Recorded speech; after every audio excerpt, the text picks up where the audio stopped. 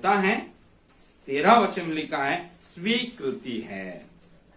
परमेश्वर का सुसमाचार परमेश्वर का वचन है, अब कुछ नहीं है। पढ़िएगा 13 वचन।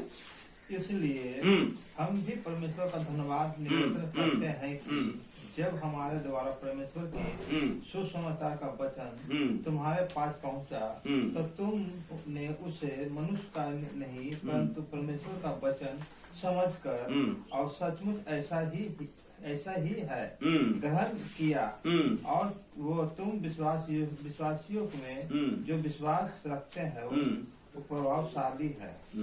यहाँ हम ये देखते हैं, वो कहता है हम आपके पास आए ना, उस समय आप लोग परम के वचन कैसा सुने थे? परम वचन समझ के ही आप सुने थे, ग्रहण किए थे, सचमुच वैसा ही है। हाँ, विश्वास करने वालों प्रभावशील भी है, वो कहता है। मतलब क्या है? बाइबल बताती है परमे का सुसमाचार परमे का वचन है, वो मनुष्य का वचन नहीं है। परमेश्वर अपने सुसमाचार किसके द्वारा इंसान को सुनाता है? हम लोग के द्वारा, मतलब मनुष्य के द्वारा ही सुनाता है। स्वर्गदूतों को बुला करके वो काम नहीं देता है। कभी कभी लोग आएंगे, एक छोटा एक मैसेज लेके आएंगे, शॉर्ट मैसेज लेके आएंगे, ये समझ लेके आएंगे, मरियम से बोलेंगे तुम धन्य हो, और यूसुफ से बोलेंगे तुम उसके लेके आना, और पौल से बोलेंगे दुनिया के लोग तुमको बुला रहे हैं। मतलब शॉर्ट मैसेज है, लेकिन हमेशा परमेश्वर का संदेश सुसमाचार लोग तक पहुंचाने के लिए परमेश्वर मनुष्य को ही इस्तेमाल करता है, न कि स्वर्गदूत एंजल को। आपको मालूम है, तुम सारे जगत में जाओ, सारे जहां देखो सुसमाचार सुनाओ, है ना? किसको दिया था? परम यीशु मसीह संदेश, ये आज्ञा एंजल को दिया था? नहीं ना दिया था, अपने चेले लोग को दिया, सो इंसान को दिया गया। सो ये है, इस कारण बाइबल बताती है स्वर्गदूत लोग भी देखने के लिए बहुत लालसा रखते हैं। हम जो प्रचार करते हैं ना, स्वर्ग तो वहां से देखते हैं, ये सहाय करता है, हमको नहीं मिला है। जो आप करेंगे तो भी वैसे देखेंगे, अनीता सुनाती है, हमको ये मौका मिला नहीं। सो जितने परमेश्वर स्वर्ग लोग हैं, विश्वासी है, सेवक लोग हैं, परमेश्वर को सुसम दूसरों तक पहुंचाते हैं, वचन को पहुंचाते हैं, ये बहुत बड़ा एक रिस्पॉन्सिबिलिटी है, एक जिम्मेवारी है, जिसे हम लोग करते हो, उन लोग देखने के लिए लालसा करते हैं। ये बात को पहला पत्रस में पहला अध्याय के 12 वचन में पढ़ेंगे, बाद में पढ़ेगा। और मत्ती 28, 19 और 20 में यीशु मसीह हमें लोगों को दिया है, एंजल को नहीं है।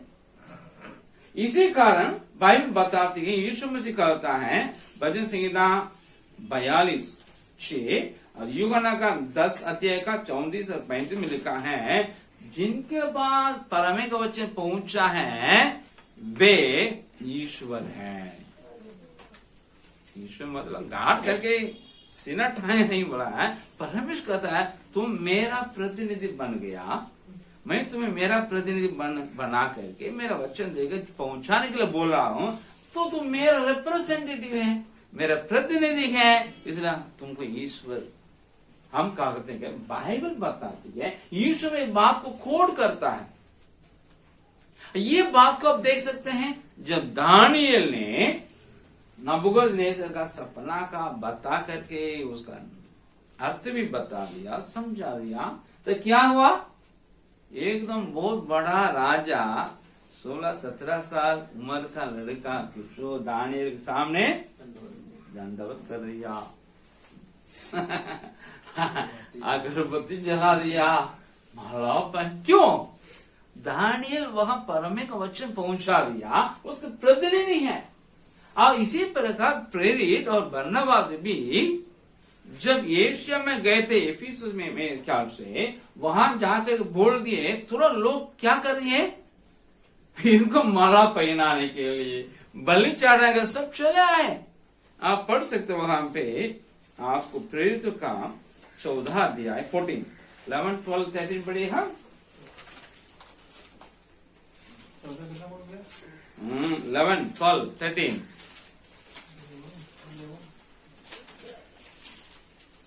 लोगों ने पौलुस का यह काम देखकर लुकाउनिया की भाषा में उनके शब्द से कहा, देवता मनुष्य के रूप लेके होकर हमारे पास आ गए। उन्होंने बरनबास को ज्यूस और पौलुस को हिरमेस कहा, क्योंकि वह बातें करने में मुख्य था। हाँ, बातें करने में पौलुस मुख्य था। इन लोग ईश्वर का ही नाम दे दिया। बाइबल बताती है परमेश्वर का वचन है, सुसमाचार है, इंसान का नहीं है। आपको मालूम है ये पौलुस और तीमुथियुस, सिलास, आस्था से उन लोग कौन थे? क्रिश्चियन है। भाषा से उन लोग कौन थे? इब्रानी लोग थे। प्रजाति से लोग कौन थे? इजरायली थे। नागरिकता से, देश से रहने वाले लोग कौन थे?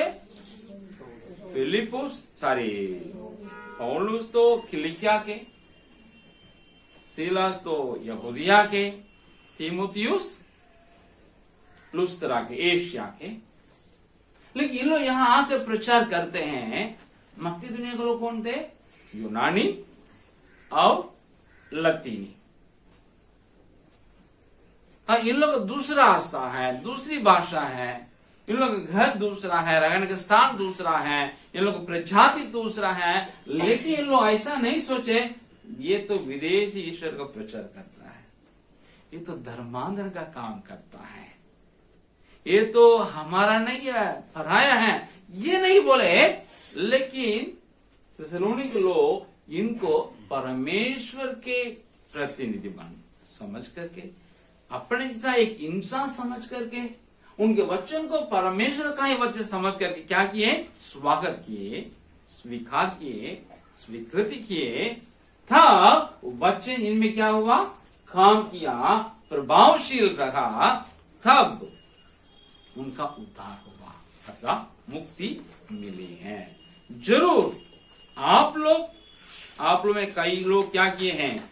यीशु मसीह के अपने उद्धारकर्ता ले लिए इन थिस्सलुनीकियों के समान।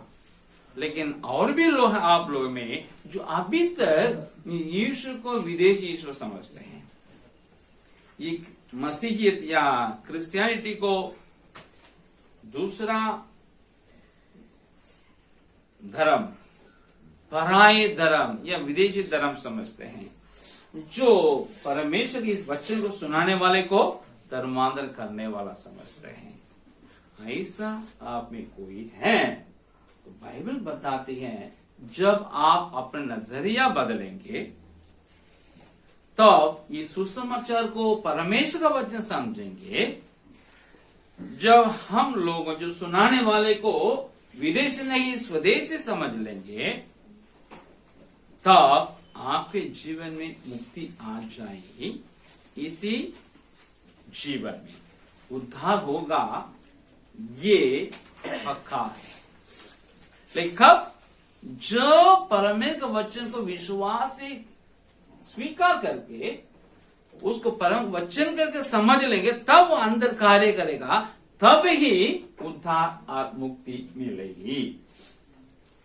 बाइबल बताती है, प्रेरित का 4 अध्याय 12 में लिखा है, किसी दूसरे के द्वारा उद्धार नहीं, क्योंकि स्वर्ग के नीचे मनुष्यों में और कोई दूसरा नाम नहीं दिया गया जिसके द्वारा हम उद्धार पा सके।